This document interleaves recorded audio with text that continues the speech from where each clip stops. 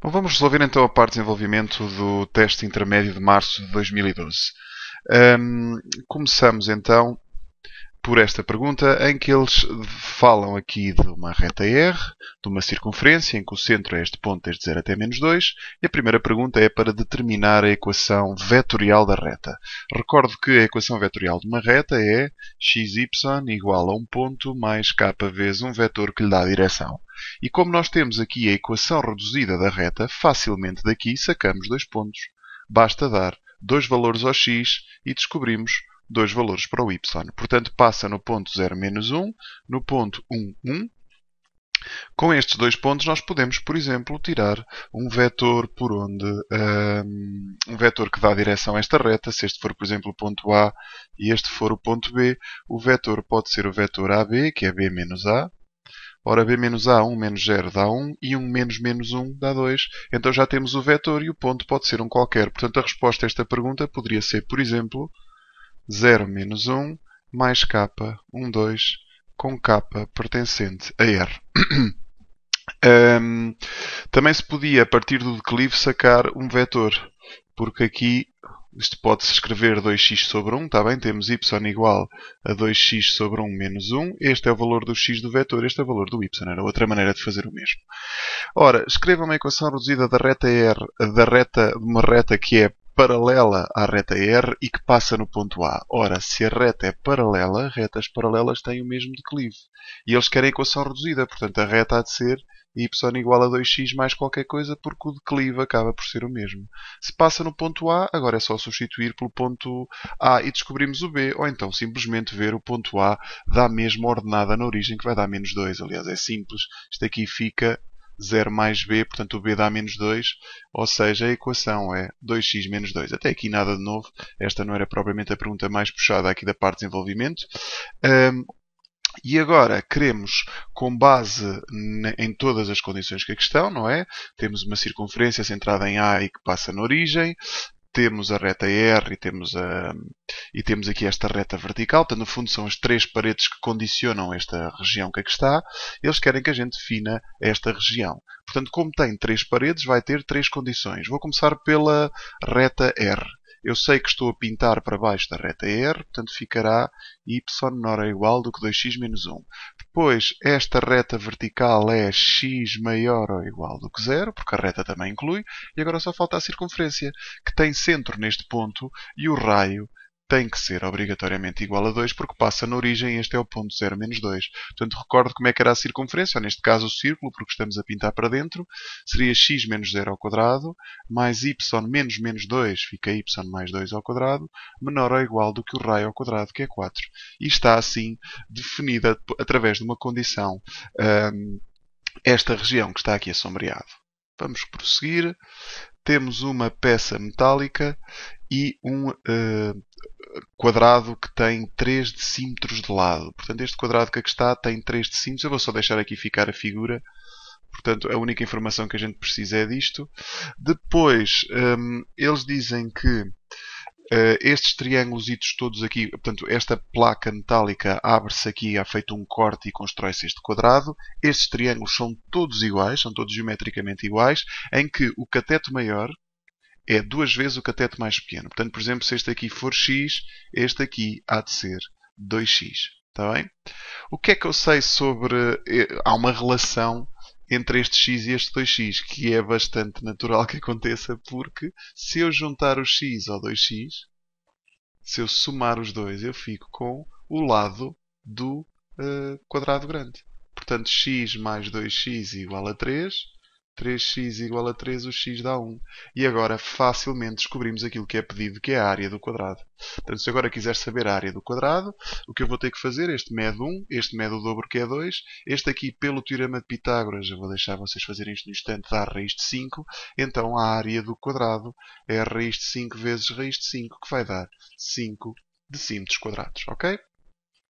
Vamos passar para a próxima questão, que tem um pouco a ver com semelhança de triângulos. Portanto, o que é feito aqui é, temos uma pirâmide quadrangular, cuja altura total é 12 e cuja área da base é 45 cm², e é colocada aquela peça metálica cuja área daquele corte está aqui indicado é 5 cm². Eles querem que a gente determine a distância D entre a peça metálica e a base da pirâmide. Portanto, no fundo, o que eles me estão a pedir é esta distância aqui. Há pelo menos duas maneiras de fazer este exercício. Eles pedem esta distância, portanto eu já sei que esta distância toda vale 12. Eu posso, por exemplo, descobrir o lado de cada um destes quadrados aqui.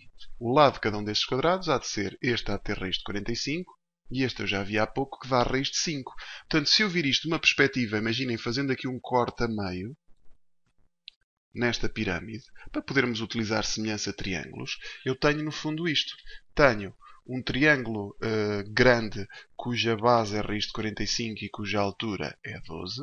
E tenho um triângulo pequeno cuja base é raiz de 5 e cuja altura não sei quanto é que é. Vou-lhe chamar x. Se eu descobrir esta altura, o d há de ser 12 menos o x. E estaria resolvido o problema. Vamos ver já agora.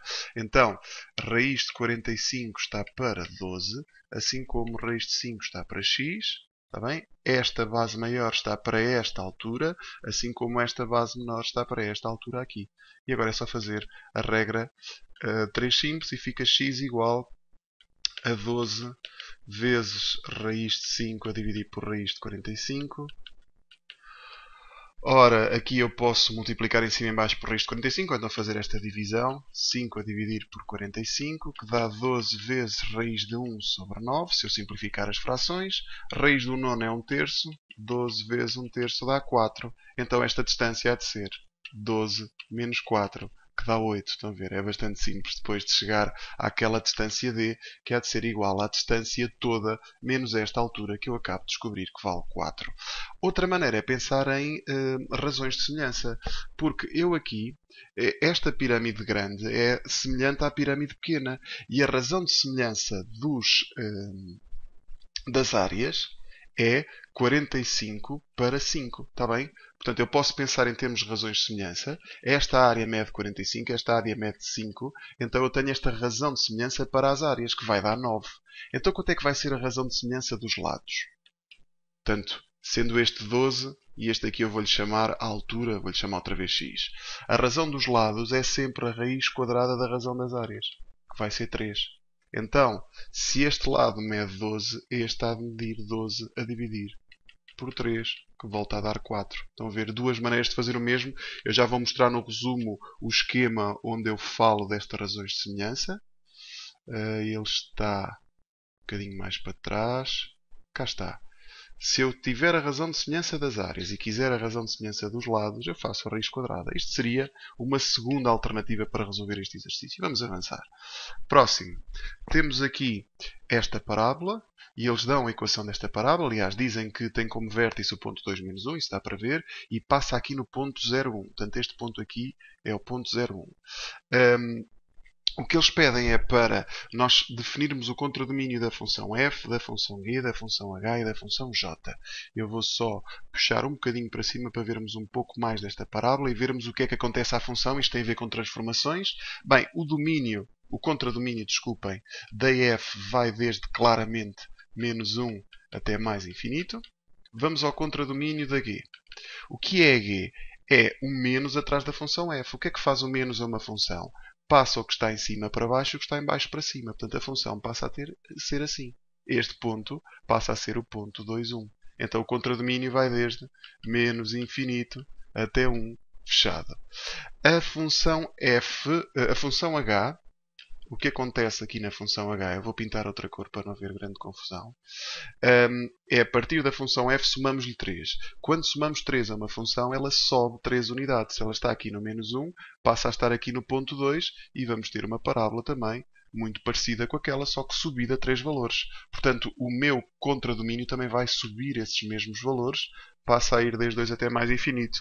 O domínio da j, isto é uma transformação dentro da função, a função vai andar 1 para a direita, lembrem-se que dentro é ao contrário, aqui a função não sofre qualquer alteração em termos do contradomínio, continua a ser desde menos 1 até mais infinito, está bem?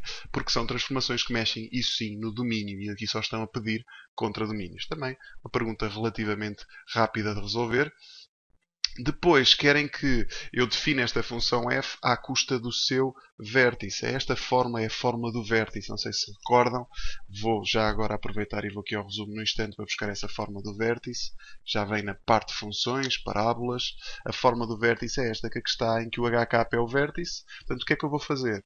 Vou pegar no vértice e vou substituir já. Portanto, ficamos no fundo com A. Desculpa, deixem-me só mudar aqui a cor. Fica a x menos 2 menos 1, x menos 2 ao quadrado menos 1. Eu sei que ela passa neste ponto. Portanto, se eu substituir o x por 0, eu posso igualar a função toda a 1. Portanto, no fundo, fica a 0 menos 2 ao quadrado menos 1 igual a 1. Ou seja, fica a menos 2 ao quadrado igual a 2. Ou seja, fica 4a igual a 2a igual a 1 meio, que é só passar o 4 para lá a dividir. Então, a expressão da função há de ser 1 meio x menos 2 ao quadrado menos 1. Esta é a expressão da função f. Portanto, o HK é fácil porque é o vértice. O A precisamos de um ponto por onde a parábola passe para descobrirmos a sua equação, o seu valor neste caso. Bom, estamos já na última pergunta, em que temos aqui duas retas. Uma reta x igual a menos 1 e outra reta y igual a menos 2x mais 8. Eu vou aproveitar para colocar essa informação aqui. É menos 2x mais 8. Deixem-me só confirmar, sim. Então, esta reta é x igual a menos 1 e esta y igual a menos 2x mais 8. Depois, o que eles dizem é o ponto P desloca-se ao longo do segmento da reta BC. Eu vou buscar aqui, o ponto C está aqui para cima, está bem, não vou apagar isto, mas o ponto P está aqui, ele desloca-se ao longo deste segmento de reta, ou seja, desloca-se ao longo desta reta, e fazemos corresponder ao X à abscissa do ponto P. E a pergunta que eles colocam é, utilizando métodos exclusivamente analíticos, calcular a área do trapézio, dizer que ela é igual àquilo. Portanto, a área de um trapézio é base menor mais base maior a dividir por 2 vezes a altura. Vamos calcular cada um destes parâmetros. Base menor, se isto vale x, daqui até aqui, isto bocadinho há de valer x mais 1. Está bem? Porquê? Porque isto mede x e isto mede 1 por causa da reta que aqui está. Portanto, a base menor é x mais 1. Base maior, temos de descobrir quanto é que vale este ponto B. Este ponto B é um zero desta reta. Portanto, eu vou calcular o zero desta reta como? Igualando a reta toda a zero. Portanto, isto vai dar menos 2x igual a menos 8, ou seja, x igual a 4. Portanto, a base menor, esta distância toda vale 4, esta pequenina vale 1, a base maior vale 5. E quanto é que vale a altura? Bom, a altura tem a ver com o y do ponto P. Ora, como o ponto P pertence à reta, o seu y é exatamente o valor da função dessa mesma reta. A altura vai ser menos 2x mais 8. E agora já temos toda a informação que precisamos para calcular a área deste trapézio. Portanto, fica x mais 1 mais 5 a dividir por 2 vezes menos 2x mais 8. Portanto, isto aqui dá x mais 6. E vou fazer a propriedade distributiva agora. Fica menos 2x ao quadrado mais 8x menos 12x. E agora 6 vezes 8 dá 48. Tudo a dividir por 2. E agora divido cada uma destas quantidades por 2 e vai dar menos x ao quadrado. Estes dois juntos dão menos 4x a dividir por 2 dá menos 2x. E 48 a dividir por 2 dá 24. Olha, conseguimos chegar à expressão pretendida. Portanto, o que provavelmente poderia dar aqui algum trabalho era vocês descobrirem quanto é que era a altura do trapézio, mas verifiquem que, no fundo, o ponto P pertence àquela reta. Portanto, isto está resolvido aqui a 4.1. Vamos a 4.2. Para acabar, creio eu. Exatamente. Termino os valores de x para os quais a área do trapézio é superior a 21. Apresenta a sua resposta na forma de intervalo de números reais. Portanto, nós queremos que a área do trapézio seja maior do que 21, ou seja, que isto seja maior do que 21. Isto é uma inequação de grau 2. Como é que se resolve? Passa-se tudo para um lado maior do que zero. Descobrimos os zeros utilizando a fórmula resolvente. Portanto, isto agora será em cálculos auxiliares. X igual a menos b, mais ou menos raiz quadrada de b ao quadrado, que é 4, menos 4ac, menos 4 vezes menos 1 dá 4 vezes 3 dá 12, tudo a dividir por 2a, que neste caso é menos 2. Ou seja, ficamos com x igual a 2 mais ou menos 4 sobre menos 2. Porquê? Porque aqui 4 mais 2 dá 16 e raiz de 16 é 4. As duas soluções para o x são menos 3. 2 mais 4 dá 6, a dividir por menos 2 dá menos 3. Ou x igual 2 menos 4 dá menos 2, a dividir por menos 2 dá mais 1. Portanto, no fundo, fazendo o desenho desta parábola, da parábola que eu obtenho aqui, esta aqui, tem a concavidade voltada para baixo. Os zeros são menos 3 e 1. Portanto, se queremos saber quando é que ela é positiva desde menos 3 fechado, desculpem, aberto, porque é superior e não maior ou igual, até 1 aberto. Portanto, esta será a solução. No entanto, tem que ter em conta que o x varia desde menos 1 até 4. Portanto, não serão todos estes valores solução da equação. Porque reparem, se por um lado a minha solução vai desde menos 3 até 1, aberto, em termos do contexto do problema, o x só está definido desde menos 1, se aqui tiver o 0, até 4. Aberto também. Portanto, no fundo, o que fica é apenas este intervalito aqui, porque tem que pertencer não só à solução da equação, mas também ao domínio onde ela está definida. Portanto, neste caso, a solução final desta inequação vai desde menos 1 aberto até 1 aberto. E começa em menos 1 justamente porque o x só está definido a partir do menos 1 e vai até 1 porque a solução só permite ir até 1. Tá? E está resolvido completamente. Aliás, se vocês repararem aqui, este ponto P, que vai se mexendo ao longo daquele segmento, vou mostrar aqui o segmento agora na totalidade, ele mexe desde aqui até aqui, o seu x vai desde menos 1, porque ele pode começar aqui, o ponto P, sem nunca chegar a atingir, e no máximo estará aqui muito próximo do ponto B, que nós vimos há pouco que valia 4. Daí que o próprio domínio da função que eu defini vai só desde menos 1 até 4. Tá? Espero que tenham gostado desta aula. Até breve.